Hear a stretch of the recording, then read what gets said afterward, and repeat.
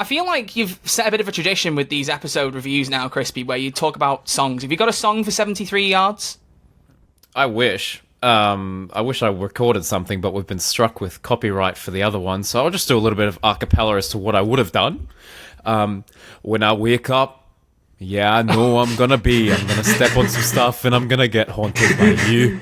Because I would be 73 yards away, and you would be 73 yards away for ages. Thank you. I want the intro to be less than 73 yards away, so maybe we should roll it.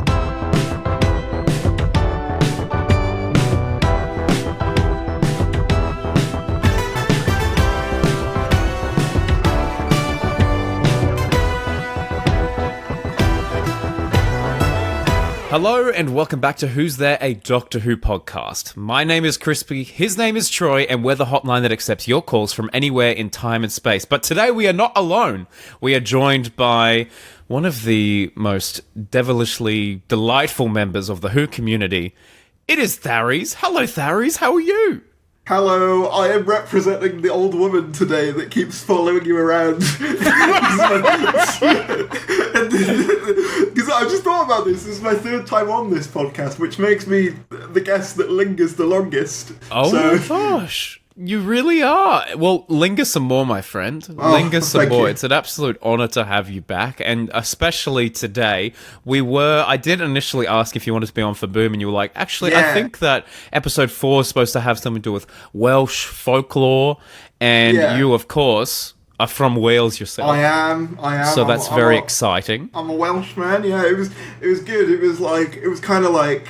I kind of feel a similar way when I watch Torchwood, you know, where it's like, that's like someone I know down the street, you know what I mean? So it had that kind of, quality to it, you know what I mean? Oh, that's so cool. That is so cool. So thank you for being here. And Troy, how are you, my boy? I'm good, man. I'm stressed because my internet just went down for the recording people, but because we're live streaming this on Crispy's channel, we mixed things up. We surprised did mix his viewers. Things up this week. Yeah, they had a good surprise with Tharries being there. They had a bad surprise with me being there. So it balanced out, you know? It balanced out quite nicely. Troy, Thank as goodness. much as I, we have a little banner. I love you, Troy. I love you. You're a worthy, you're a great addition. I think, correct me if I'm wrong, Tharries, are you not going to see Doctor Who at the proms? Yes, I am, yes. So it sounds like I'll actually get to meet you and then tell you how much I hate you in person. Wow. That's thank you very much. I'll appreciate it. So we're both going to the proms. You guys go to the prom together?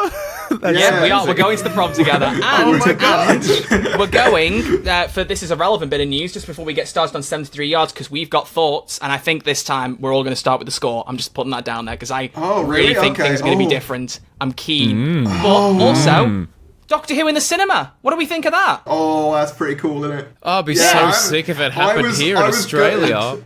Well, I mean, you've got the good airtime now. You can't have everything. Actually, you have. That's our revenge. Yeah, go on. You get to watch it at a time that isn't midnight. We get to watch it in a cinema. I think that's. I mean, it's just fun because I remember it going to the cinema for the 50th and being really sad because for whatever reason, like there was a family thing and I couldn't go and see it in the cinema. I was like, this is the one thing I want to see in the cinema. Oh no! But this time, I'm putting that to rights. I'm going. I booked my seat. I'm hyped. Looking forward to it. It's good night screening too. That's fun. All over the country. That's fun as well. Like I thought it would just be like a couple of select cinemas, but it's like all of them, or like a lot of them. Like if you're somewhere, you'll probably have a cinema that's showing it, so that's pretty cool. Oh, it seems like they're selling well as well. Yeah. When it first went up, it was like only View cinemas, and in the Northwest, there's almost no View, and I got very worried. And then it was Odeon popped up, and now Cineworld have got in on it, so pretty much everywhere is showing it. So if you haven't already booked tickets, go for it. I've looked at some bookings in and around Liverpool for cinemas, and they're almost completely packed out. It's crazy. Yeah, I went for the Odeon. I think I could say that without, Yeah. Leave your location. Walk up to your screening. Which one? Which screen? Which location? Tharries is hosting a private screening. You should go. But that is exciting. I tell you what, though, I'm glad it wasn't 73 yards being screened because I don't know how I'd have felt coming out of it. So I think we should We should talk. We should talk. Okay, well, So- should we do tradition, Troy? Let's do tradition. So I'm very much like, not even for the sake of everything has to have a score, but just because I think it's good at setting the precedent and what we all think. So I'm going to ask all of you to give your score out of 10. Rather than us all saying it together, let's do it one by one, but let's not react to each other's Okay. scores till we've all said them. So I just want a number from 1 to 10, 1 being terrible, 10 being the best thing ever. Is like 0.5s allowed? Are they allowed? Just for clarification. No, just to be annoying, they're not allowed. Okay, all right, Damn all it, right. Troy. Okay, fine. Okay, fine. You can, since both of you, fine, you can. I've got a whole number, you go points. All right, we'll start with Tharries. What's your number? 7.5. Crispy, what have you got? 9.5. So Tharries is a good average because I'm settling at a 5 out of 10. Oh, wow. So let's cook. We've got 3 very different opinions here, and you, Crispy, haven't seen my tweet. So let's cook. I'm very, very I'm excited to not see what used you all to have to you say. being the most negative one. Yeah. Does that No, ever happen? I don't. I think we might need to cancel the stream. This is too much pressure for me, man. This is too much pressure for me.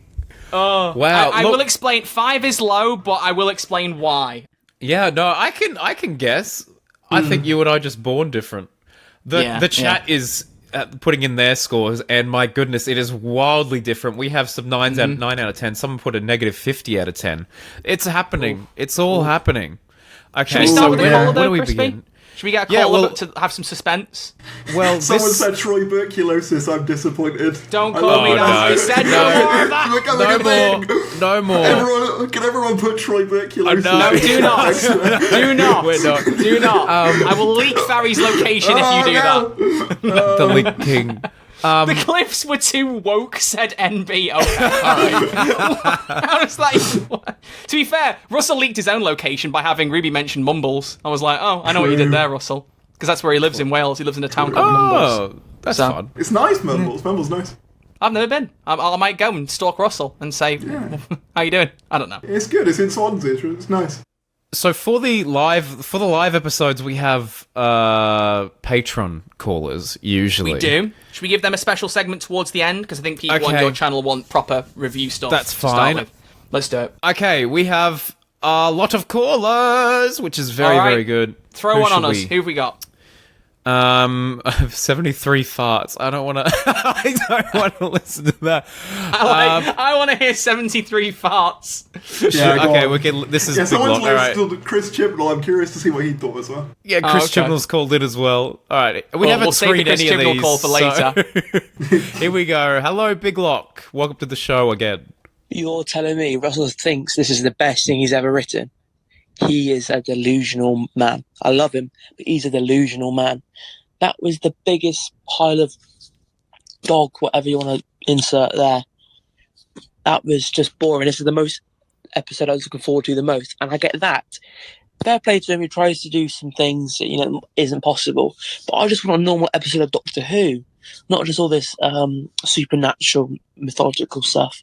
It's boring, and it's not what the show is at its core. It's trying to be something different, but that's just my thoughts. Big Lockout. Alonzi.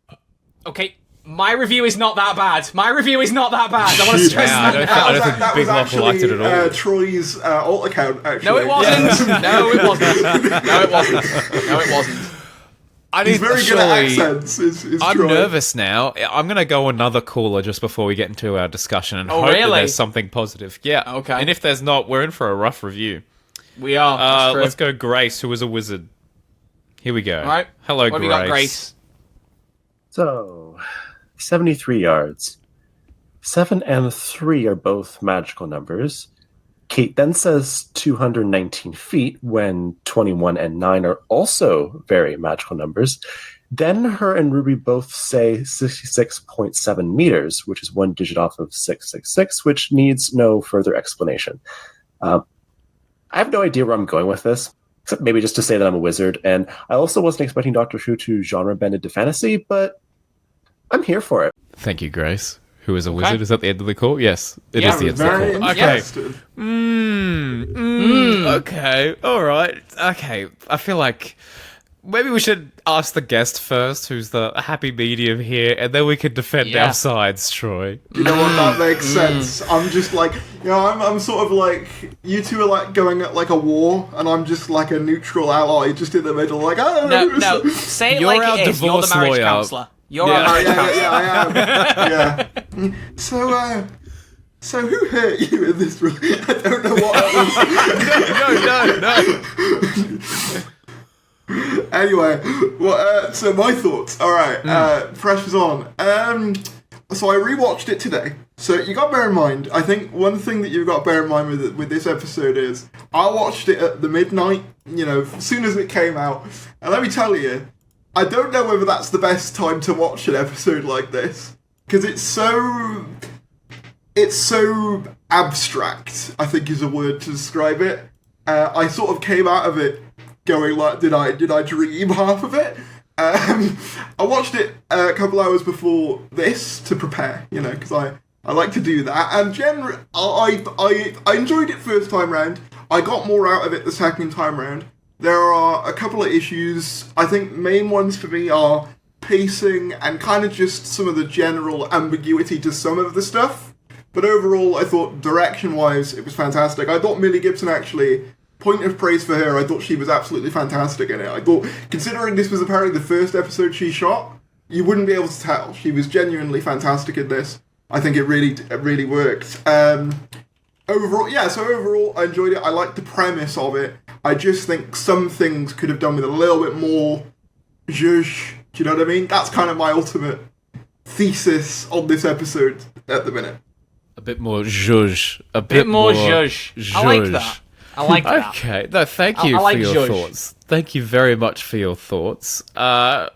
Troy, should we ask your controversial opinions while we have a lot of people on the stream? I think quite a few people on Twitter have similar attitudes to me, so I don't think I'm on my own on this one. I feel like on Twitter you could have any opinion ever and you'd find someone with similar attitudes to you.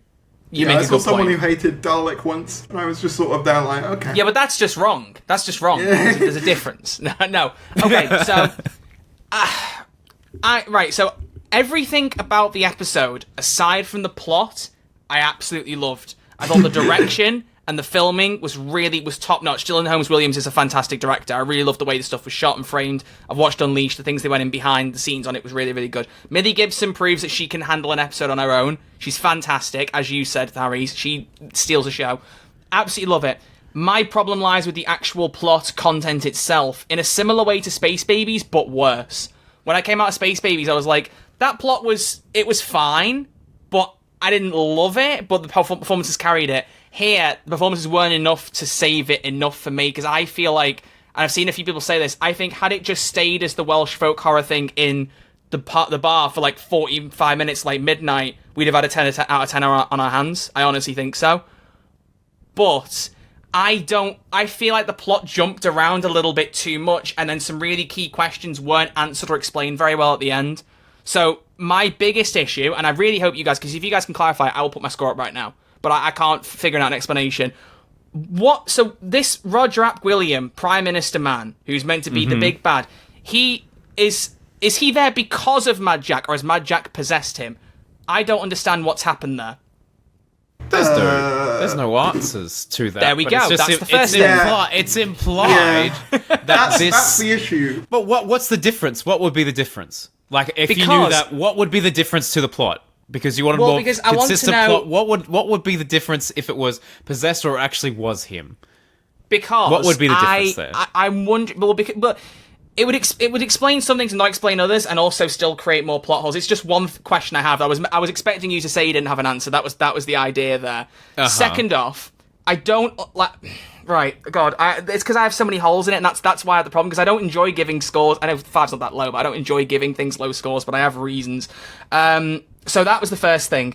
Second thing was, I don't like that we aren't explained, first off, what the woman in the distance is doing. I know Unleashed went, oh, it's actually, I'm just saying, thank you for giving me a water bottle. That's very kind of you, or whatever. It is meant to be nothing. But I don't like that she makes those hand movements, because my brain goes, this is like the ghost thing in Capaldi, where they're miming something. That's got to mean something. It's never touched on. And also, it's never really properly explained what the woman... I know the idea is meant to be the woman's Ruby, but I don't understand why all of a sudden when we see from Ruby's perspective as the old woman in the distance, why she's there before the Doctor stepped on the circle and therefore is able to stop this whole timeline from happening. That doesn't make sense in my brain. Because why does Ruby notice it the first time, notice it that time around, but not notice it the first time when he stepped on the circle? I don't get why events previously have changed as a result of him stepping on the circle. Does that make sense? Yeah, I think I get what you're saying. Yeah, I think I get what you're saying. For sure. The thing I originally thought was, because obviously on the Roger Ap Grilliam thing, my initial thing was, okay, he is a result of the Mad Jack curse thing, right? Because that's what he says. He says, "Oh, Mad Jack," they used to call me. So I was assuming, like, okay, he is the manifest, because they say earlier on, like, oh, she is like Herald. They say that line, is she the Herald to Mad Jack? So initially I was thinking, okay, she has caused this bloke who wants to blow up the world to occur. Kind of similarly to, again, I'm going to use Sarah Jane Adventures a lot in this, because I think there's quite a few little Sarah Jane Adventures parallels, I suppose. I've seen Curse of Clyde Langer comparisons, that's the strongest one, but another one would be the one where, do you remember Whatever Happened to Sarah Jane Smith, where she one of the gets best removed from episodes of the series, yeah. She gets removed from the timeline, and then the Trickster's like, oh, well, now there can just be a meteor that just hits the Earth, because Sarah Jane's not there. Sorry, you mean season 1 finale villain, the Trickster?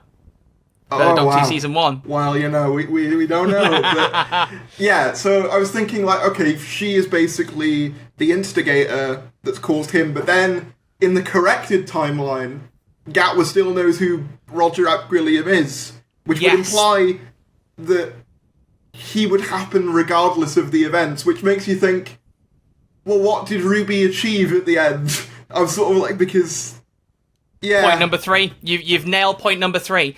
Because the whole point of Turn Left, and I'm going to make comparisons to Turn Left, because to me, I tweeted this, I said that I felt this was Turn Left without the gravitas. I couldn't think of a better word for it. It didn't feel like it had the effect Turn Left had on me. Alright, shut up. Because she goes to all this effort, I'm going to join this team, I'm going to make sure this politician doesn't do his bad things. Time is undone, but the Doctor still mentions that he's going to be a bad Prime Minister. He doesn't mention the nuclear stuff, which in my head makes me think Roger Ap Grilliam happens anyway, but Mad Jack possesses him and turns him from a very bad Prime Minister to a I'm going to blow the world up Prime Minister. That's how I've perceived it. Okay. Yeah, but I don't know. But again, that's the problem. And the other problem, the last one, and then I will shut up because I'm hoping I explain my point. I don't like that we don't know what it is the woman says to everyone to make them run. And I know there are some people who say not everything has to be explained. That's fair. I'm kind of on their side with that one. I'll be completely honest. That's the one where I'm like, yeah, that to me is kind of fine. It's the same way I feel about like the Midnight Entity, where you're not really supposed to know what it is. I think not knowing what she says it's like is Jaws, part of the horror. You know? I think it comes down to what you feel personally. That's why I think people will think differently, and I know that my opinion won't be the same, and that's fair. But it comes down to what you feel personally is important to the plot, and I felt what she was saying was quite important because it was a significant point, and it was also the crux of how they saved the day. What the Midnight Entity was not how they stopped the Midnight Entity. So it didn't matter what it was. Whereas here, what that woman's saying is the reason Roger Ap Grilliam runs off and nuclear war is avoided. And I saw someone in the chat say something that I think is a really good explanation of it. Aussie's IDWTBH said, ambiguity is a powerful tool for writers as it allows the spectator to come up with their own answers and ideas, but this episode left a little bit too much out in the open, which is kind of how I feel with it. I think there's too many unanswered questions by the end. I think I'm inclined to agree with that in principle. There's things that bother me less than you, but there's also, like, I can't disagree with any of the things you've brought up. Do you know what I mean? I think it's a case of... You just don't care as much, personal mileage. I mean, there's some things where I'm like, yeah, that does annoy me a bit. Like, as I said, kind of... I think one of the things that, like what we were saying with all the Roger Ap Grilliam stuff, it's sort of like... Well, the timeline doesn't exist now, so... And also, not only that, but it does that thing that I... kind of don't like in certain sci-fi stories where it's like, oh, that version of Ruby didn't experience these events, so all the growth we see Ruby go through doesn't happen. So, and it's one of the things I don't like. You know, Nightmare in Silver? They do that thing where the timeline gets... Not Nightmare in Silver, sorry. Journey to the Center of the TARDIS. Yes. I was thinking of Series 7. Journey to the Center of the TARDIS, where the timeline gets reversed and that guy still thinks he's a robot at the end, it kind of gave me that a bit, which I wasn't overly keen on. I'd have preferred it if, and I can't take credit for this, I have to credit Confused Adipose, because we were talking about it the other night. I think we needed a scene at the end where the Doctor basically has a heart-to-heart with Ruby on what went down, kind of similarly to the Ender Turn Left, where the Beetle gets explained, and you're like, oh, this parallel universe was created around you, whatever it was. Just something to kind of give a bit of clarity, because I think that would have solved a lot of issues for, you know, obviously, like, for most people, including me, but especially you, Troy, and like, I think that would have helped a lot, I think. Easily my score, if there'd been an explanation section at the end, easily my score would jump up to an 8. I'd say that with confidence. I don't like that I finished the episode and went, what the hell happened there? And my mum and I was sat there watching, we spent about 10 minutes afterwards being like, is it this? And I'm like, I don't know. Could it be that? No, this doesn't make sense. Because someone else in the chat I've just seen has said maybe it's just like an enchantment thing when you're stood next to them, you run away. That I love. If that's the idea, that's brilliant. She doesn't say anything. It's just an aura that makes people run away and has that effect. That would actually explain it better. Because in my theory, I was thinking, or maybe the woman says, you have to pretend, like, run away and be scared of her because it will set her on the right path to save the day. But if that's the case, why the hell would Roger Ap Gwilliam run away when she's next to him? So it's like, you know, there's not. I want there to be a way to answer it, because for this, it ruins it a little bit for me. That takes the edge off. I know Russell said in Unleashed that it's up to your imagination, basically. Like, whatever you think could cause those reactions is yours. But I understand why for some people that doesn't really work for them. You know, they're kind of like, I want that. For me, I don't mind that we don't know what she says. There are just other things that I think not bother me more, but do you know what I mean? There's other parts of it where I'm like, that's not really an issue for me. Do you know what I mean? I'm sort of like, absolutely. I get it, but there's other things kind of thing, I guess. I'm just like, if it's not detrimental to the plot, I don't care. Like, I'm not bothered that the fact that Graham can see ghosts in The Haunting of Villa Diodati is never answered, because it was a little side joke, and it's like, ooh, maybe ghosts are real. I know, it's I completely forgotten about that until you brought it up. But that's the thing, it's such a passing thing, it doesn't matter, whereas what is the woman saying, what is going on is so important, and it's only answered like 10% of the way.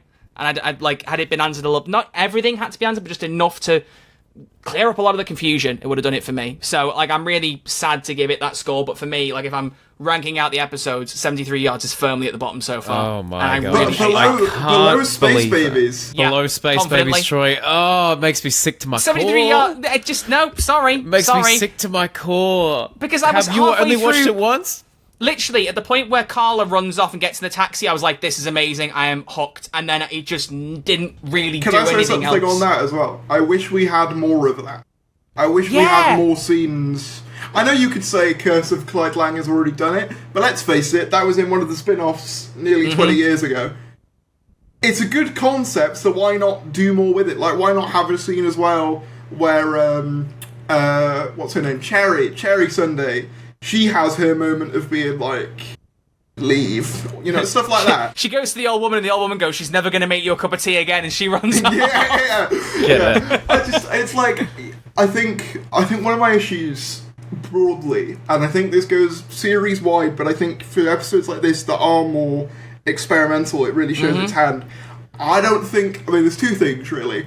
I think the episode should be longer, to maybe like an hour at least, especially for stories like this. But I also think, given that we're halfway through, I don't think 8 episodes is quite enough for a series like this.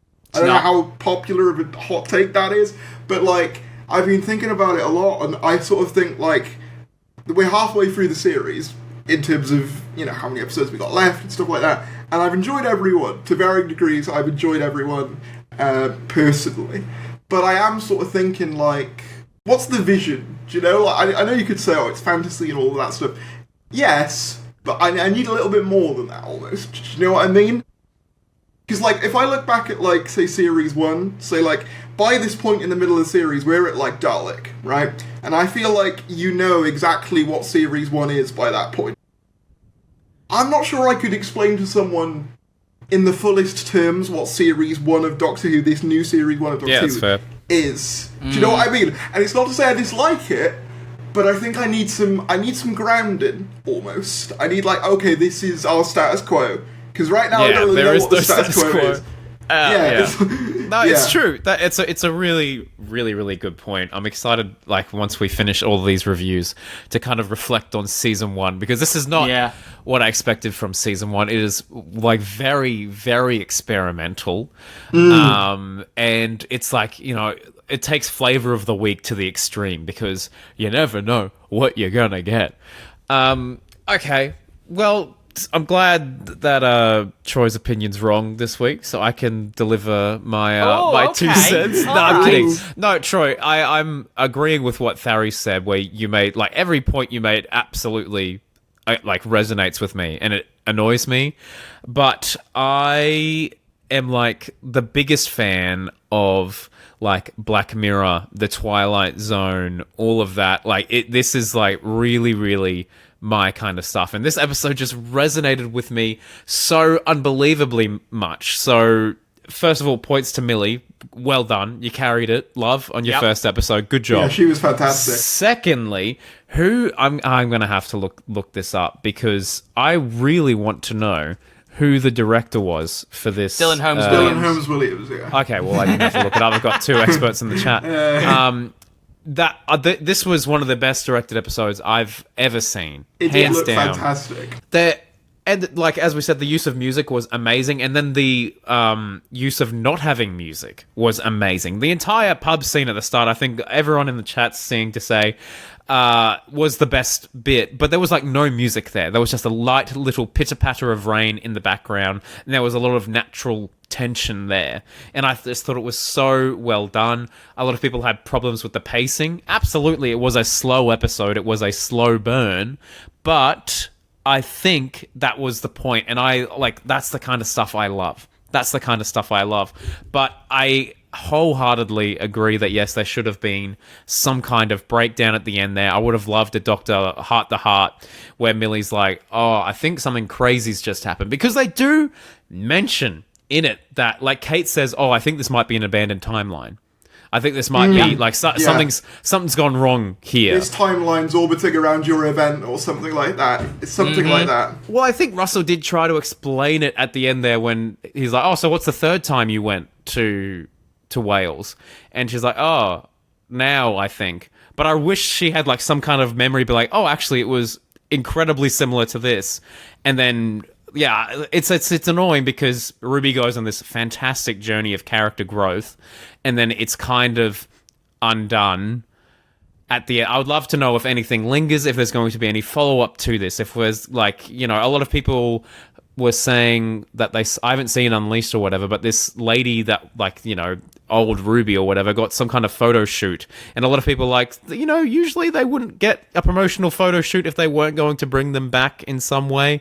So maybe we're not done with this storyline, but look, it was superbly directed, superbly acted, and it kept me on the edge of my seat the whole time. Some people didn't like the whole 180 to Roger Ap William. That didn't surprise me at all. And that scene on the football field is probably one of my favorites this season. I loved that. I adored it, and I was like, that's the payoff. That's Act 3. That's the Act 3 climax that resolves, like, you know, this massive plot line that Ruby is like, this is my destiny to do this right now, and she used this hindrance to her advantage.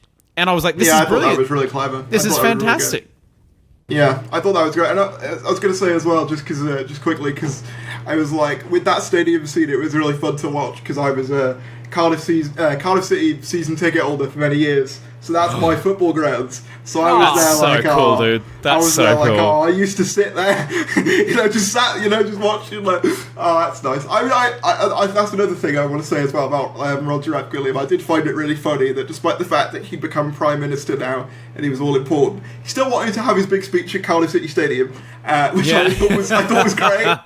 A Welshman through and through. Exactly, and I mean, he had the good sense to check the weather forecast before he did his speech, because it wasn't raining. So, there we are.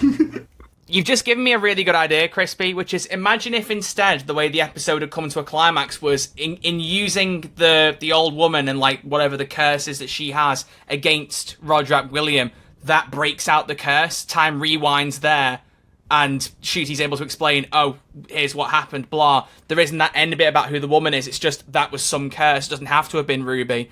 I actually think I'd have liked that a lot more nicer, because that is an Act 3 thing, but it keeps going after that and then doesn't explain anything. So you made, without, I don't know if it's your intention, but you actually made a really good suggestion as to how it should have gone instead for me personally. I'm like, absolutely, I think the episode could have given way more answers. I think that's the main gripe with everyone. It's my They're only like, gripe. wow. My only gripe. It's purely like you kind of, at the end, they're going, and it just depends on if you are someone that likes to have all the answers. Well, I mean, I feel like some people like a degree of ambiguity, but there were a lot of unanswered questions in this. But I think, for me, I was just blown away by this episode that I was like, I'm fine. You know, I can check Twitter and everyone will have some kind of theory that I can be like, oh, that's probably exactly what happened. That's probably exactly what happened. Do I like the idea of people having to do their homework after watching a show? No, I don't. But look, it was 45 minutes of some actually properly creepy Doctor Who stuff. I would have I'd feel so much better showing someone this episode than Space Babies. Even though I don't think either are an accurate representation of what Doctor Who is. Yeah. But they care. It's either of those can be like, look, these are the two sides of Doctor Who. Most things kind of like in between here. So, enjoy. Yeah, it's so interesting listening to you both, because it's sort of like, do you know, like the angel and the devil on the shoulder thing? It's that. Yeah. Because, like, I've been having this exact conversation in my head since I watched it. On the one hand, I want to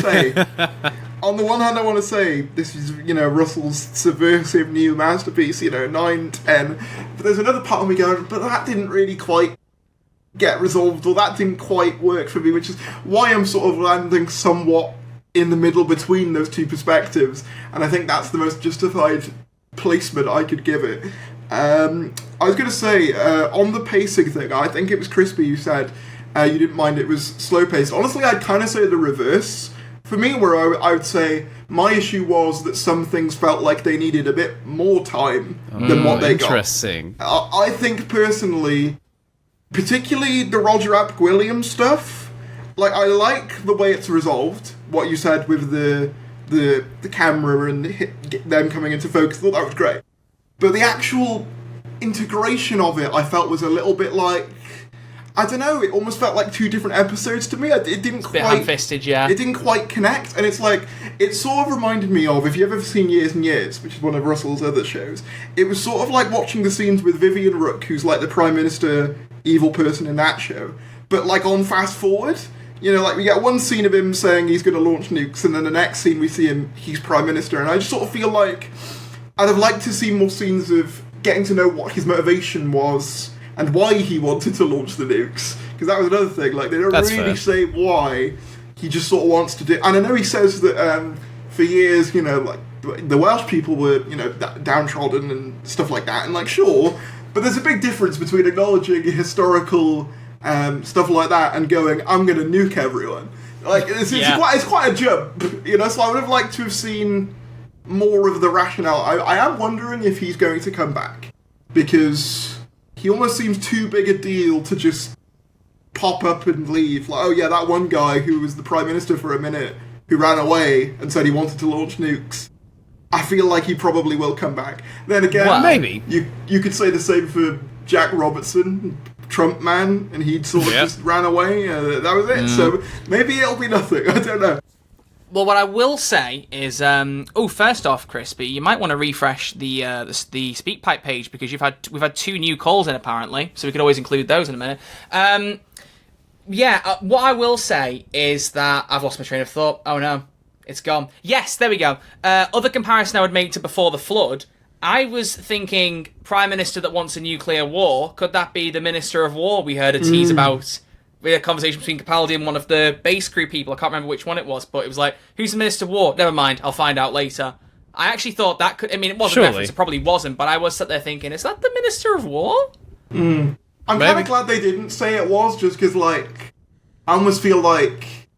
I mean, I don't mind it if they did say it, but I sort of almost feel like for a character like that, you'd want a bit more of him. Do you know what I mean? Yeah. But But yeah, that's another gripe, I would say. I have more than one gripe. Oh, yeah. I've noticed. Just no. Well, no, because most of mine does tie to things not being explained. No, it's the not other thing even is that just... I disagree. Yeah. No, it's not even that I disagree. What was it? Yeah, no, there was something else I wanted to add quickly. I was going to say as well, I thought it was really cool how they actually filmed on a moving train. I thought that was really cool. Oh, Watched Unleashed. amazing. That was really... And I remember the filming happening... I wasn't there, but I remember seeing the filming reports. People be like, oh my god, they're filming on a moving train. And I thought, for a 20-second scene as well, that's some dedication. But it's a brilliant, like, that is, it is, like, they could have easily done that in CGI. They could have got, like, this one train carriage at Bad Wolf Studios. They got green screens on the side, and they could just CGI plop a person that's so far away that you could get away with VFX. But it looks like they actually did that, right? Was she standing in fields? Or was that CGI?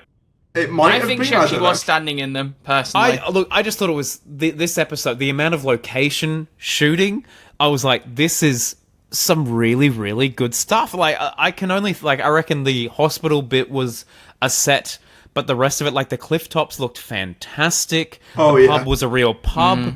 The amount of work that went into, like, the campaign room with all of the, Albion, like, signage. I remember seeing all the filming for that at the time. Like, yeah, it's crazy. The amount of budget that has gone into, like, finessing the details. Like, as they're walking out to the stadium, on the walls there, they have all of the branding for Roger Ap Gwilliam. And I was like, that takes time and effort, and the episode is all the better for it. I'm so impressed with this episode, and I'm shocked with a 5 out of 10, quite frankly.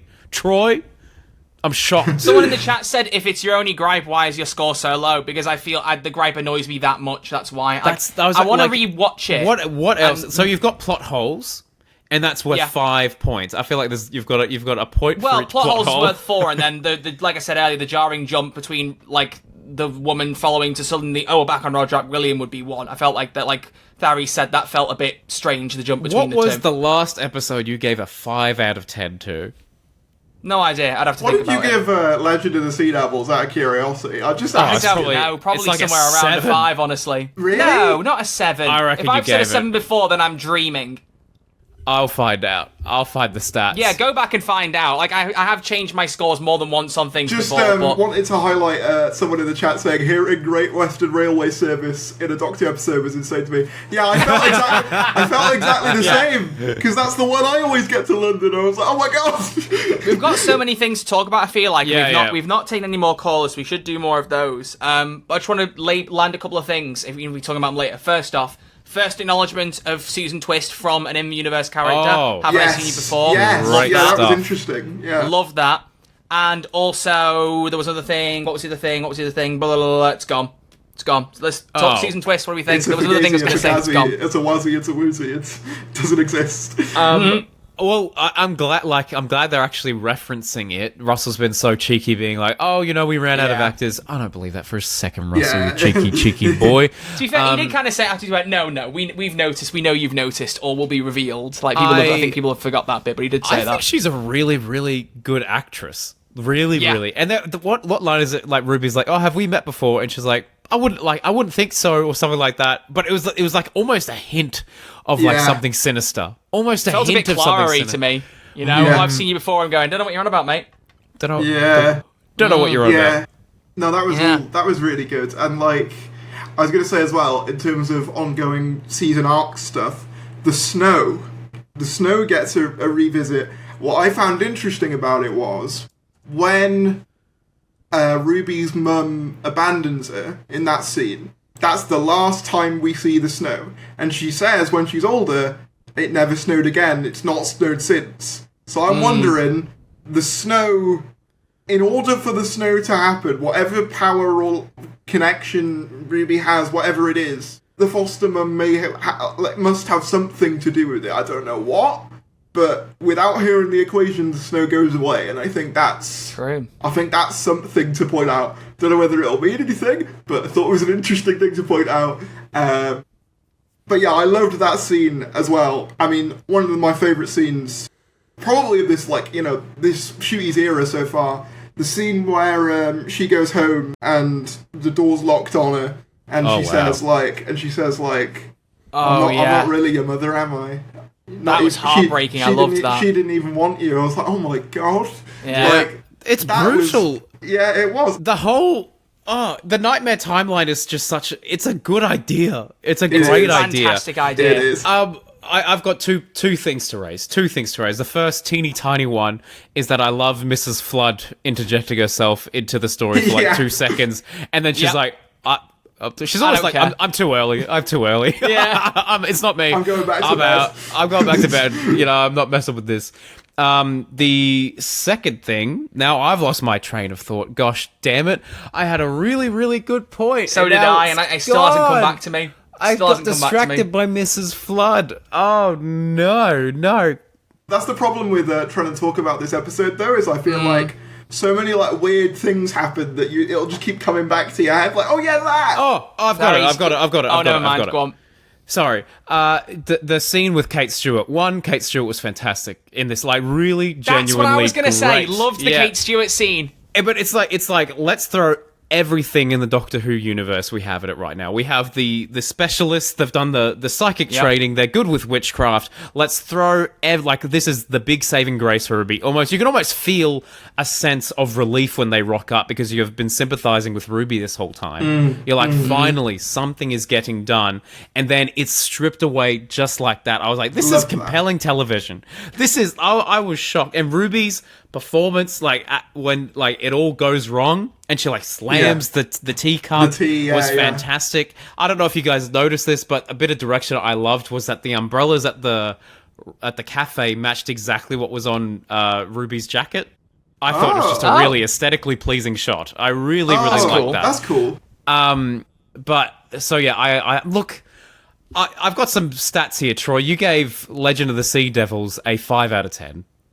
There you go. I figured. Do you think this is honestly on par with Legend of the Sea Devils? I'll say something you don't want me to say if you poke the bear too much, Crispy. Oh god, he's gonna say it's better. He's gonna say No, I wouldn't say that. But if you ask me which one I'd actually prefer to rewatch, I'd rewatch Legend of the Sea Devils. At least it has a decent ending.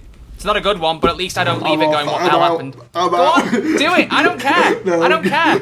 I want gone. to rewatch this episode to change my opinion, but I genuinely, for the first time, This I think is ever, supposed to be I have no a little- motivation to rewatch it because I felt there were so many unanswered questions that I know it's just going to screw my head even more. And I hate... bear in mind, I hate saying this, and as Tharries said, it's like, it just depends on how much the inconsistencies impact you. I've said to you how much I like The Rise of Skywalker. There are so many things in that undo We're what not happened in The Last selling the Jedi, but I sit there and just podcast go, well at I don't all. care. We're Here not, I care. Every episode is not like this. Oh my god, I've just seen there is a revolt going on in the chat. Oh, man. Yeah, I think there's a... I'm so sorry. I'm so sorry. No. Mr. Positive has got... Oh, no. Yeah, at least Sea Devils has the Sea Devil swearing. Yeah, exactly. Well said. Also, just to upset you a bit, Tharries, Micron made a good point in the chat. We're all saying, we loved that we had some Susan Twist acknowledgement. Well, the timeline got undone, so now that didn't happen. We don't know to what extent. Good point. You're Yes, we right. did. That got undone completely. Let's be fair. That's one thing we can ascertain. The next episode is directed by the same person, written by the same person. We'll see what look, Dot and Bubble is probably not going to be the best one, but we'll see. We'll see.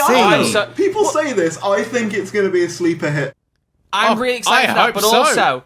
I've read Black the Mirror. previews in Doctor Who magazine, and it's really funny, Crispy, that you said this felt Black Mirror-y, because in the preview, they say that Dot and Bubble feels like the most Black Mirror-y thing. Yeah. This one was more Twilight Zone than Black Mirror, I must admit. But I just like stories that linger with you, that make you feel. And this one, it felt like it took itself seriously. The tonal shift between Space Babies to this is refreshing, unreal. coming off of Space Babies and Devil's Court. I Have agree. something that is just fully taking itself seriously. I did appreciate that tonally, but I guess that's one of my slight issues, and it's not this story's fault. But I almost feel like I'd like a bit more tonal consistency within the Across series the as a board. whole. 100% agree. Like, Tharries, you've nailed it on the head there, because Series 1 is this weird we've got, Space Babies Devil's Chord are bombastic, in your face. Wow, oh my gosh, sci-fi, here we go, we're having fun, we're having adventures, wacky villains. Then we get Boom, and 73 Yards, ones that take themselves much more seriously, probably have more, literally quite grounded episodes in both cases. But it's like, it's almost watching two different shows.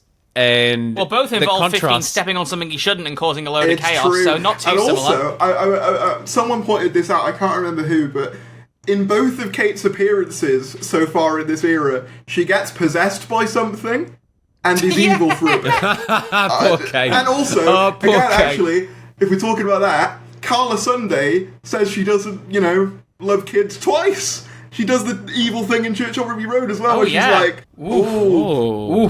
I only do it for a bit of money, so I'm sort of like, is that going somewhere, or is that just like a coincidence? I don't know. Look, Russell is very good at having these through threads, and I feel like us as Doctor Who fans with him coming back know this, and we're looking out for everything. I don't think that's the case, but I could be surprised. I could be wrong in 4 seasons' time when he's like, oh yeah, there's a thing where, people only want to possess Kate. We'll see. We'll see exactly how that pans out. Can I just defend myself briefly about the Sea Devil thing, because I know I've caused a problem. Can I just touch on this We're for a down to second? 5 viewers live, so... In terms of which episode is worse, Sea Devils is worse. Forget that they both have the same score. Objectively, Sea Devils is Only worse. by It a is fraction. destroyed. It is destroyed by the editing. It is absolutely destroyed. We've said this a million times. But the plot has, even though it's messy, a start, finish, and end. I don't come out 73 yards thinking it has a particularly notable end. I don't like how it wraps, and that's the difference. That's why it has the same score. Because if it had an ending as strong as the rest of the episode, I'd be sat here with you, Crispy, going, that's an 8 or a 9 out of 10. I'd have absolutely loved it, because it had me, and then when it didn't explain stuff, I was just gone. Sea Devils is not a good episode, but at least it explains the things that are important to the plot, at least fairly decently at most of the points. Yeah, so but those that's things why, aren't good. okay? Don't shoot me. I'm things- sorry. I'm glad that you all love it. I would much rather everyone else call me crazy. I'd much rather that than everyone agree with me, to be honest. I don't like being negative. I hate it. I really do. I think it's fine to have your criticisms, though. That's all good. No, I'm too optimistic a person. Being negative, it kills my soul. It's all good. I mean, I'm in the place of full disclosure, in terms of, even though I've had my criticisms of it, this is the most I've enjoyed Doctor Who in a while. Agreed. 100% agreed. Especially including the 60th specials as well. Like, if we include all of it as a package, I've enjoyed everything we've gotten up until this point. I guess when I criticise it, it's not to say, I think it's awful, terrible show. It's more to say, you're so close to making something genuinely fantastic. There's just sometimes there's just little things where I'm like, it's like, yeah, I think that I do it out of love. And that's just what's done it for me. basically. That's I all do it out took. of love, Yeah. But 5 out of 10 and putting it on the same level as Legend of Sea Devils is insane, and I will. It's on the same level as a score perspective. It's not on the same level for anywhere near the same Yeah, but the reason. score- Yeah, the well, score. on paper, it doesn't look good, Troy. The optics are not Okay. great. Well, you know what? I don't care. I don't care. I don't care. Anyway, Sorry. yeah, what was moving on from Sea Devils, but slightly. No, actually, let's not. Can yeah, because there is actually, something slightly related. I think we're on the same wavelength. I think it might be. the war between the land and the sea. Yeah. Yeah. He See? said that, and I went, "Oh no! Oh no!" Yeah. Crispy, this is your channel that we're live on right now. Should you explain that connection? The War Between the Land and the Sea is a spin-off show that will involve the Sea Devils, apparently. And there is a Heavily direct rumoured. reference to that line. Well, they reference the supposed title of the show right at the start of the episode. I don't think it's going to happen. Word. I think it's a cheeky little nod to whatever spin-off show they're doing, Unit, not the 14th Doctor. I think that's the working title of whatever spin-off show they're doing. Like in production documents, in filming, they're calling it that, but it won't be that because it's a funny little inside Like joke. how Torchwood was the code name for Doctor Who before it became its own show. Exactly. Yeah, I see That's that. what I think. That's what I think's going on. I We'll see. wanted to say, I think it's interesting as well. The thing that made me think about spin-offs beyond that was the scene where Kate goes, "Oh, the Unified Intelligence Task Force exists to deal with, aliens and all this, and increasingly the supernatural." So I was thinking about this. I was like, because I still think a unit spin-off of some variety is the most likely. I think it just makes sense with how much of presence they've been. But I was thinking, how do you make that different from Torchwood? Because that's already kind of what Torchwood was, sort of. And Yeah. I was thinking, It'd well, be they the same could thing. always be Doctor Who Ghostbusters, and they're fighting ghosts. The supernatural. And supernatural things. And that would be different. So, Yeah, I'm down. I'm Do down. that. Look, I don't know. I like the unit show. I don't know if there's that much demand for it, but it certainly makes sense. And we'll see with the finale. I think the finale will kind of set up things. Yeah, it wouldn't be my choice for a spin-off, but I guess if you were going to do it and you wanted to make it different, making them fight the supernatural would make sense, because then you'd have a unit kind of out of their element a bit, I guess. Yeah, okay, exactly. So we need to take some everyone saw calls. the visual clue. We're not saying it over the words, but we talked about spin-offs. I held up a particular Sonic prop, and I think that's all that needs to be said. So we have. I didn't even notice that. I didn't even clock it. We have a feature, Crispy. Do you want to do the feature, or should we do more callers? What would you rather do?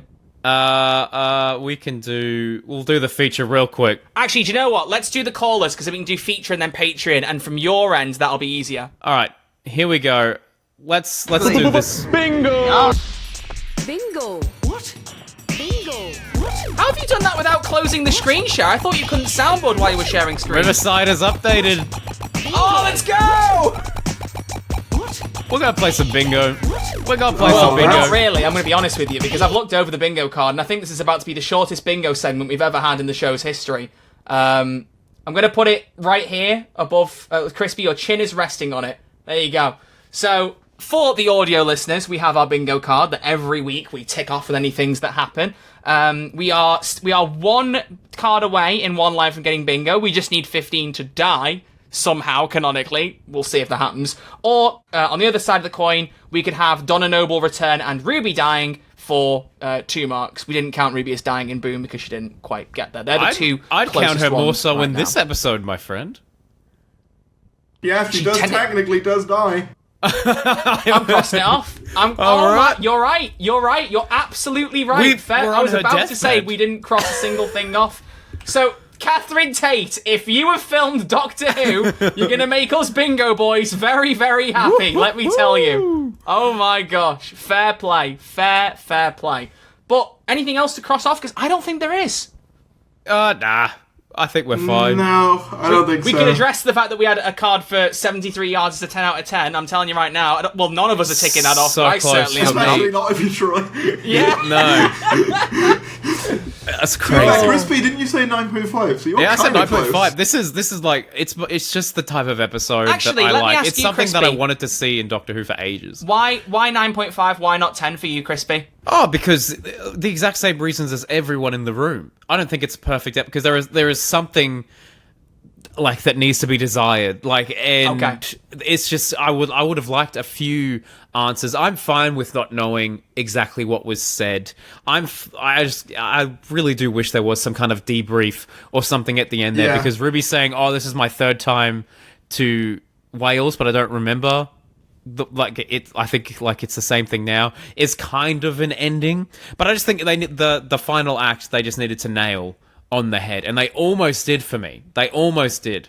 Like the shot of the grandma, old Ruby going like this, and it's of the tree, and then it pans down to see the TARDIS, and it's the start of the episode, is some of the coolest Doctor Who I think I've ever seen in my life. Yeah, That is an impeccable bit of direction. I saw a lot of people saying they didn't really like the ending of her turning out to be the woman. For me, that was one of the things that worked. I was like, That was "Oh, a I quite jaw-dropping moment. I I was quite like, liked that. I I quite just liked want that. some more explanation. I want some more explanation as to why that was the case. As to, like, Ruby can make snow appear out of nowhere, but can she? Is she, like, does she have some kind of power where she can make people run away now? Or, Well, I had a think as well, because they say that if you remember, again with the Kate Stewart scene, there's a scene where they're like, what do they say? Something like, it was where it happened was where the TARDIS was landed. So maybe that's part of the reason the perception of the woman is a bit. yeah. There's all these little funky. details So that I what just wish they kind of honed in What I on. was thinking, my sort of theory is the reason she can go back to that moment is because that's a bit of the TARDIS being like time travel-y. Do you get what I mean? Like, so That would be great. She goes back to that time because it's kind of it's a supernatural thing that's been enhanced by the TARDIS, essentially. Mm-hmm. And all we needed was Shooty to say that at the end, and we're like, Yeah, huh. sort of like Amy's choice with the little space granules that go inside the TARDIS and make the Dream Lord. I was sort of thinking like that. But that's the thing. That's the thing, isn't it? Really, like Amy's choice. When you boil it down, is the type of episode that this kind of also somewhat is in the sense. I getcha. But it's much better. It's weird. I mean, Yeah, I agree, it's better. But my point is... Thank you, Tharries. Crispy, you don't matter here anymore, thank you. I agree Continue, it's Tharries. better. Channel, it's my Don't stream. care. I agree it's better, but I think where that episode... I think where... A lesson that this episode could benefit from that one is that ending scene where you go... Where you have that sit-down scene of 100%, 100%. So what's the deal here? I think that could have really helped because... I think I am in complete agreement with that. I'm trying to think if there's anything else major that we haven't spoken about yet. Well, Cameron Smith in the chat is going crazy mentioning this. He said, I would like to know where the Doctor went and why. So, where'd they go? I thought just Costa? removed from existence. I guess just gone. Just gone. And the TARDIS just kind of...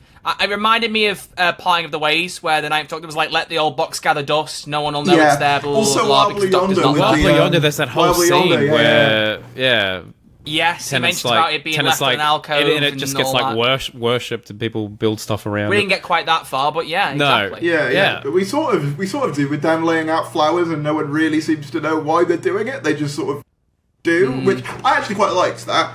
That was a lovely touch. Yeah, no, I quite liked that. What was the other thing? There was something else, and it's... Yeah, I was going to say you had something you wanted There's to say. a million things in this episode that we could gone. hone in on. It's so all of us have forgotten something. I know why all of us have forgotten something, because when I was going for my walk today, I knocked over a bit of string and bird skulls, and now we're all living different timelines of things that could have moving happened. swiftly on. This is Boys, the bad I went- timeline for I'm gonna Troy. become This is Prime the Minister bad of the UK. timeline for Troy. Well, I became season 1, episode 6 of Doctor Who, because I went rogue on you guys while you were talking and ticked off another box on the bingo grid. Can you see what I ticked off? What have you done? What have Mavity? Probably won't be able to spot it. I can't tell. No. Needle drop, Everyone in the chat pointed out that 15 said spoilers 15 seconds in. yeah. I agree with the live chat. I'm counting that as a bit of a song reference because that was very much our line. Okay, yeah, fair. Yeah, Be I in didn't think of agreement? that.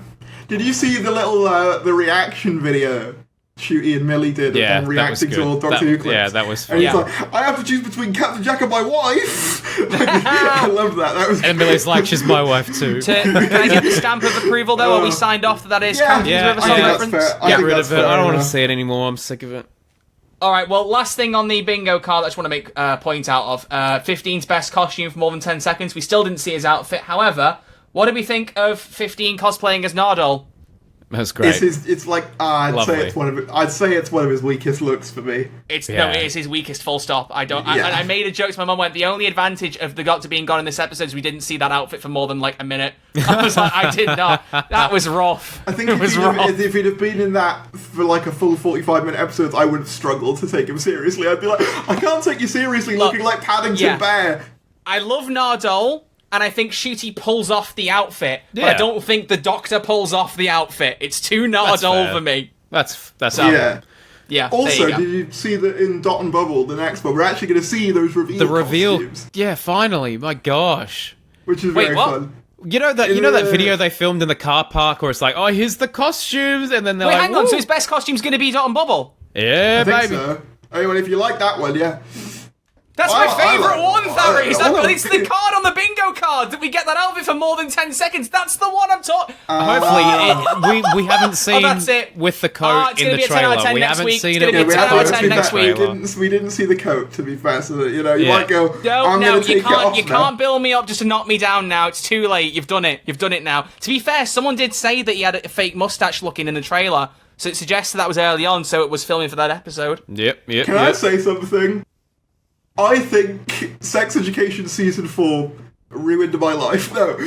What I mean by It that wasn't is, great. It wasn't. it wasn't great, and it's also kind of ballsed up Doctor Who a little bit, because I think Dot and Bubble might be a little bit Doctor-like. I don't know that for definite, but I'm seeing a lot of people say that. And I'm sort of like, I want more Shooty. You know what I mean? I hope it's not Doctor like, because I will have a problem with Barbie's that as well. fault as well. Yeah, 2 Doctor Light episodes back to back is a strange thing. Especially in an 8-episode season. Even Booby's in it a lot, but he is completely stationary. So that's sort of like, oh, he must have filmed that for a few days and then gone back. You know what I mean? Like, I want to see him in action. No, don't get me wrong. I want to clarify. I loved what they did with Boo. but I want more of him running about and being athletic. That I agree with. You know what I Yeah, mean? fair. Because he's so good at all that, you know, and he's like. I want more of him pounding running on- to his theme. That's when Doctor's at its best, is a Doctor running to that, like David Tennant running down a corridor with dun dun dun dun dun dun dun, or Matt Smith with I Am the Doctor. Like, I want 15 with his theme, dun dun dun dun dun, perfect. I'd love that. And it's like when he's jumping over rooftops and shit on Ruby Red. It's like we've got such a athletic Doctor now. It's like. Make use of it, and I don't think Make him do hurdles. Put him on an Olympic track. He'd do great. He'd do great. Yeah. Okay.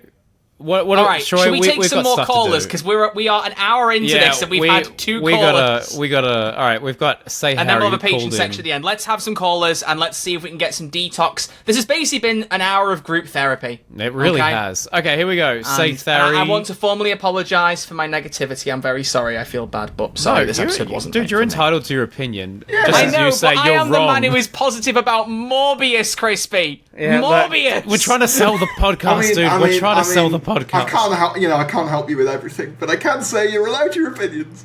Yeah. All right, here we go. Say Harry, hello, welcome to the show. Hi, I'm Harry, and I'm from Earth. And my thoughts on 73 Yards is that it's a really good episode to show off Ruby as companion. Because to be completely honest, I haven't been too fond of Ruby so far. I don't know if that's controversial. I just kind of haven't. But now I think she's great as a companion. Honestly, that was an amazing performance from her. And yeah, 73 Yards, it didn't even feel like a Doctor Who episode at times. Like, it just felt like a movie. I don't know. I can't tell if I really like it or not. It's strange. But I definitely like it. I just can't tell if I really like it. Wow. We've been talking for Sometimes an hour and a half. Sometimes it just takes a good performance from a companion, and it'll seal you on them. I like that. I like they said that. Yeah, no, I agree. I think I've always liked Ruby, but I think this one, seeing her really tested without the Doctor was needed. The only thing I'm waiting on now is something I really want to see. I want to see her and the Doctor disagree on something. Because we haven't really had that yet. I want to see them butt heads on something. I can guarantee you I know what it is. Oh. And Troy will know too. It's the parents thing. They set it up right at the start with Space Babies. True, it'll reach ahead where there will be some kind of chance to find out who they are, or the Doctor already knows who they are and is holding back. That's going to be the big emotional conflict, the big payoff of this season. Can guarantee. Yeah. Okay, who should we have? Jam Jam? Jam. What's Jam Jam got to say? Hello, Jam Jam. Hello. I think this episode is really good, and I've had a friend put it on the same pedestal as Heaven Sent. Also, if the alternate timeline was stopped, does that mean that Roger Ap Gwilliam still got the codes and still pressed the button to nuke everything? If that's true, I think it all being for nothing makes it so much more unsettling and horrifically good.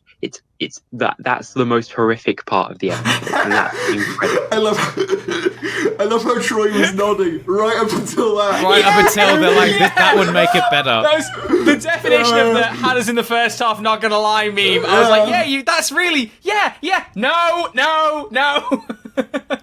Oh, God. Jam. Look, I don't think I like the idea of Ruby's action meaning nothing and that be more horrifying. I can see the logic there. Episode worse Jam. But no, we need to keep it at least a 5 for Troy, so let's not plant any more ideas in his head.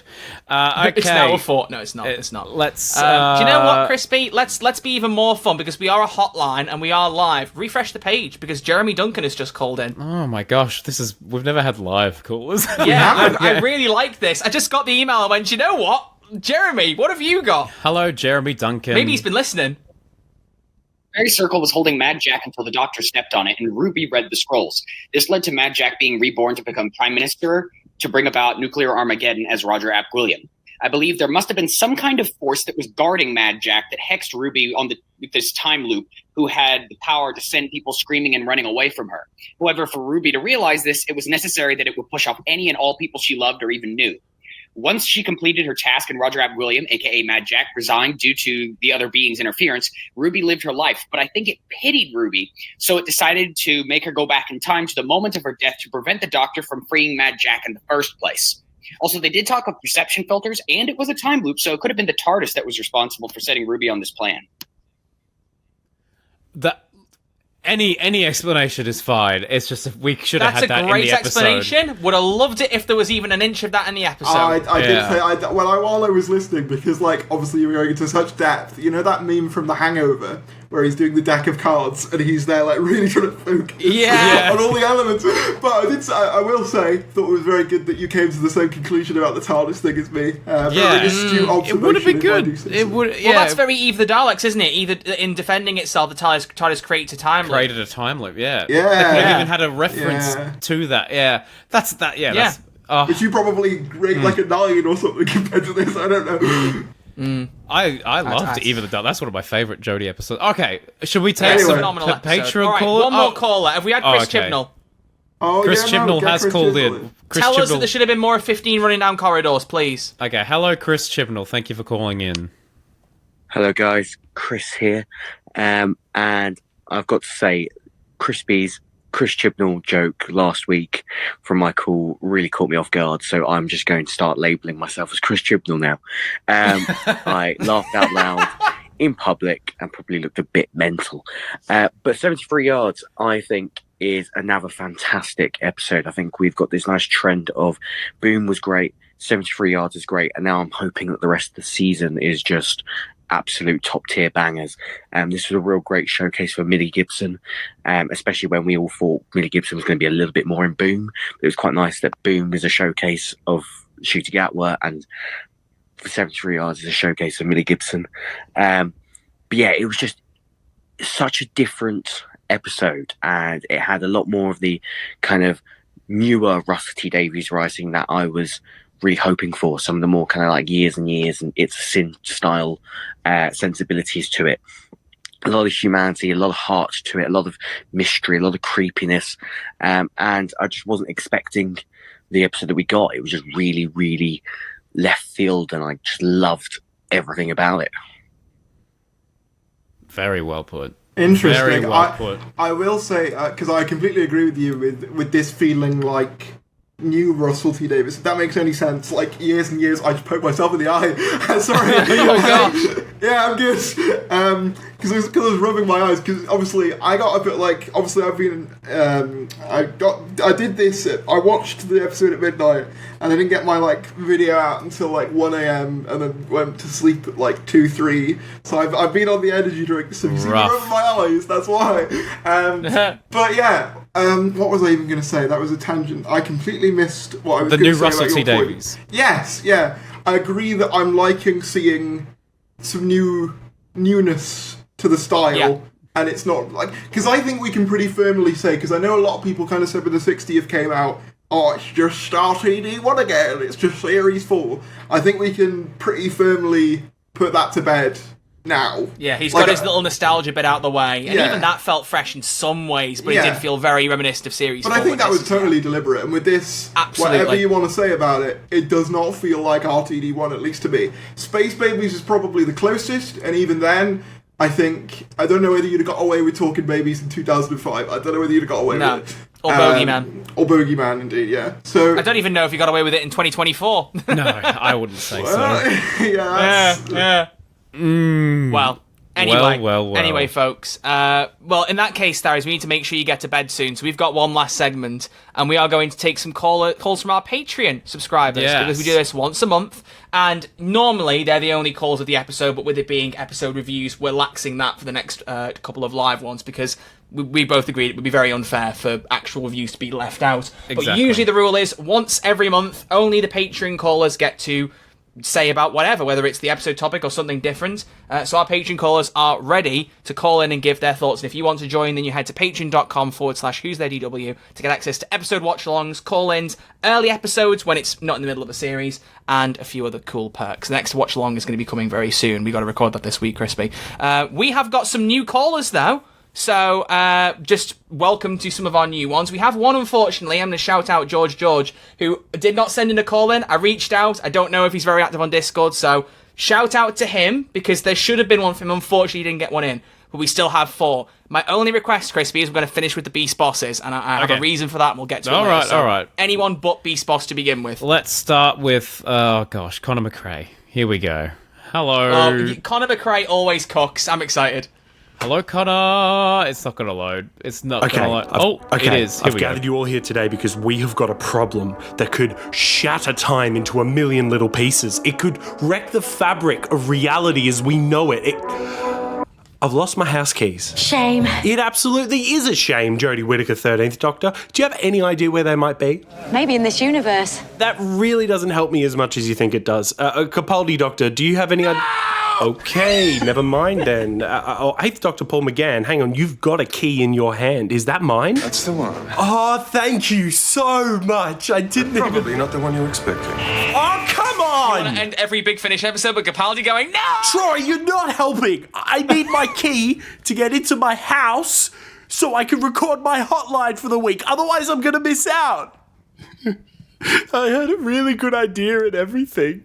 It was going to be Ruby Sunday on a game show with Tharries and the Bradley Walsh clown from the Sarah Jane Adventures. But now I can't do it because I don't have my key. You get this. Your very own key. Shooty Gatwa, you're my favourite Doctor now. Wow. Can we just have him call in every week and always feature his soundboard stuff? That's mental. It's such a good detox. I love it.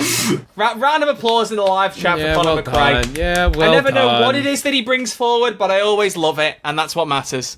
I also loved being a part of it. That was a culture shock. Cheers for that, mate. Wow, okay. All right, who's next? We've got Grace. Hello, Grace. How are you? What have you got, Grace?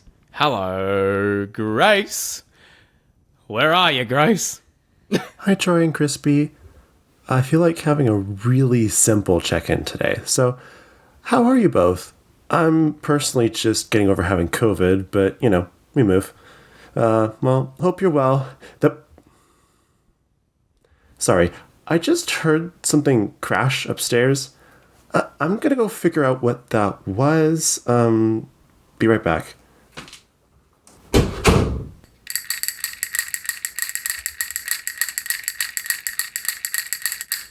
Okay, microphone. Hi, Troy and Crispy. Please ignore whatever question I just asked and instead answer this one. What has been your favorite appearance of Susan Twist up to now? Definitely answer this one and not the other one. It's really important for reasons that have nothing to do with the butterfly effect that caused my granddaughter to not be born to stop alien invasion. Shoot, the paradox field. Thanks.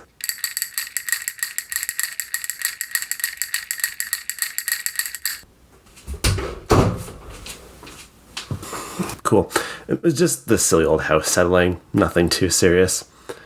Anyway, bye now.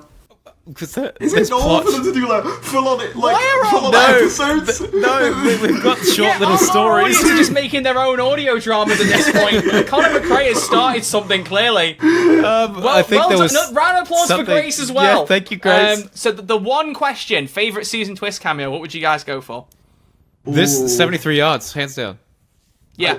Yeah, no, I'd agree. Got the most Shout out out to Church on Ruby Road where she's like, "Can you do Galdente?" When they're Give it some Willy! Give it some Willy! I like that one. All right. I love the video from Doctor Who where it was like top 5 Susan Twist moments, and it was only based on Wild Blue Yonder, so just took tiny little bits of her, and then now like, oh, didn't realise she was going to be a big character. Yeah. Which, by the way, very exciting news for annoying people like me. Doctor Who people have announced they're going to start doing Evil Dan memes again, because people keep asking them. Wow. So, cultural reset. And the tease was a what coming out of the piano in The Devil's Chord, and it was him going, ha ha ha ha ha ha. Oh.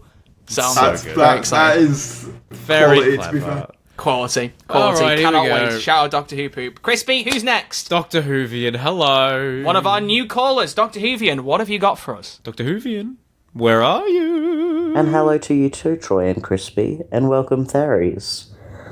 First of all, fully on board with this trickster theory. The Doctor mentioned the Pantheon, and the trickster is an embodiment of one or more members of the Pantheon of Discord. Not to be confused with the Discord server, which is sweet. Everyone should join that by becoming a patron. Secondly, I wanted to say, Tharries, now that you've got the Tharries ramp, which as a person with a disability and a lifelong Doctor Who fan is so cool, if you could have one more thing in Doctor Who inspired by you, what would it be? Thanks, guys. Oh, wow. Wow, Ooh, Dr. a Who, question. thank you for Beautiful utilising the first-time caller. guess. Tharries, Also, answer the Patreon is question. the Discord is not Patreon exclusive. There is a channel that's exclusive to Patreon. Just want to clarify that. But that was lovely, Dr. Whovian. Ooh, Tharries. a question for me. Yeah, I think we must have mentioned you were in it, and I forgot. Yeah, so no, sorry. This is great. I was sat there like, because when the last one came in, it was like, how are you guys, Troy and Crispy? I was like, I'm sure they're doing great, guys. Yeah. Anyway, what would I have if I could have one more thing? I mean, the ramp is already... I never expected that to even happen. That's such a lovely story, yeah. I adore that. Just to be like, I think it'd be really funny if a planet was called Tharries or something, just because I've always felt it was a bit alien-y sounding. Do you know what I mean? That's cool. Yeah. But, like, other than that, I mean, that sounds so vain, doesn't it, when you ask that you question? could have an alien creature called the Tharry, and then when you say, the Tharries are invading. Yeah, that could be good too. That's good. Yeah. I like that. Yeah. Oh my There you god, go. there's a fire alarm going off. Oh god, Going are you on there. okay? No, I think someone's burnt something. I've just had a text through. You carry on. Okay, I don't want to catch Tharries, place burning down whilst on a Crispy Prime Okay, we're stream. okay. There we go. It's the Tharries. The Tharries are burning down his house. Oh no! Oh no! All right. Insert the title sequence. Which we never even mentioned. No title sequence in 73 Yeah, years. I'm all for it. I'm all for it. It makes a Nope, difference. didn't like it. What? Okay, I didn't like it. we have because I love that theme and that intro. Nah. Flex it on us. Nah. Sorry.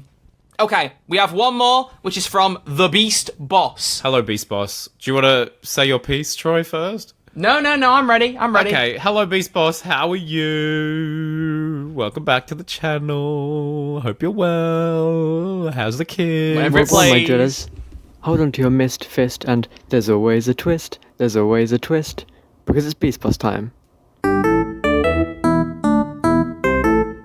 Now, before I embarrass myself anymore, I'll get on with it. This month has been incredible for many reasons that may rhyme with Hilly Mill and Proctor Shoe. This month's question is, if in your whole life you could only meet one actor from Doctor Who in real life, who is it? I'd love to talk for about 29 more minutes, but despite that, I'll close off this call with a song about one of my bestest friends. Here goes nothing. I've got a dog, he's called Cooper. My dog is Pug. he's Super. I love my dog, he loves me too. I haven't got a cat, only a dog. My dog, my dog, my dog, my dog. I've got a dog, I love my dog. Bro is posing for the fans, just like how I'm posing as a slick exit segue. I'm reporting you to the council! Wow. So, Our patrons are Beast Boss unreal. messaged me and he said, can you put an image on the podcast at a certain point in my call? And I went, tell me what the image is and what's going on. He went, dog. I went, fine. So, Yeah. Wow, there you have so it. For that's the the audio Beast listeners, Boss's the picture of dog? the Beast Boss's dog was on the A screen. very nice pose. It's absolute pose. And it allows us to end with a very nice story to finish off, because if some of you know, I think he's mentioned it a few times, the Beast Boss's favourite, celebrity in the world is Tilly Steele, who was in The Witchfinders in Series 11 of Doctor Who, and he got to meet her at MCM Comic Con yesterday. So I thought, he said he wanted the photo shared, and I thought, you know what, he's a big supporter, so I'll just share the photo of the two of them together. I didn't have it ready, so I'm going to shrink it on, but there they are nice. together, you can see there. Nice. Which is a lovely little nice. photo. Oh, it's excellent. So I just thought I'd pop played. that. Oh, really cool. He then also met me, which was not quite as cool, but he said he wants to share that photo too, so who am I to stop him? So there's our photo together as well. It's the boys. Which is quite nice. It's the Oh, boys. Obviously meeting me was much cooler than Tilly Steele, I'm sure, but no. It was lovely to meet him. It's nice to meet more people from the podcast, and if you ever do see, if you're in Australia and you see Crispy at a con, or in the UK you see me, come and say hi. It's always a pleasure. We've had Tharries is not a regular here, and I'm sure he gets enough fame as it is. So, let's not feel his ego anymore. He's got a ramp. He's all right. Oh my goodness gracious! But no, it was lovely. It was a really nice thing to meet him, and I appreciate the call. And appreciate the calls from all of you. Yes, thank you. I think Creative, after I an gotta hour. say, he's really like nice and creative. Yeah, that's 3 of our 4 call-ins involving some kind of like music and/or planned Plot. thing. You're getting too creative. Please keep it up. I love it. Right, that's the longest episode we've done in a while. That's an hour and 15. I reckon we wrap up there, boys. Tharries, plug your... Wait, no. Give me your final thoughts on the episode, Tharries, and then please plug away. People need to know where to Final find thoughts you. on the episode. Not as good as Boom, but pretty good. I have some issues, but I enjoyed it. There you go. That's my nice Perfect. brief brief summary. Well said. Where can people find you, Tharries? What are you doing? So you got the YouTube channel, which is just Tharries. Go subscribe if you'd like to. I'd appreciate that. Don't. Or don't. That's fine, you know. No, do go subscribe. What's with all the hostility today, Troy? I mean, Tuberculosis, Tharries. You know exactly why there's hostility. Listen. Look, I didn't say it today.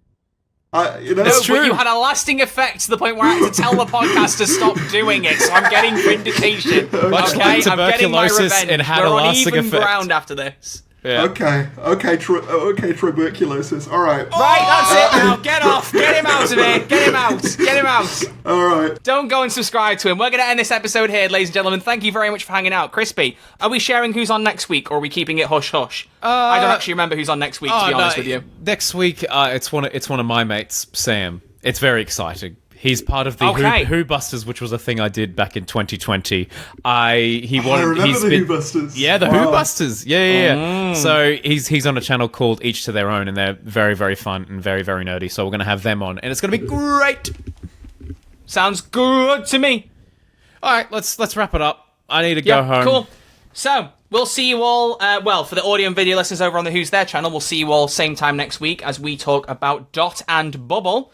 Very, very exciting times. Thank you, Crispy Pro, as well, just for the case of the live stream, for allowing us to invade and take over the Crispy Pro account. Fun. It's good fun. And if you are live on this channel and you haven't seen the podcast, Crispy, what should they go and do? They should go and find Who's There, a Doctor Who podcast. Can we get that link in the chat right now? You bet your backside if you we thought can. this It's in was there. if you thought this was crazy, it's like that every single week over there.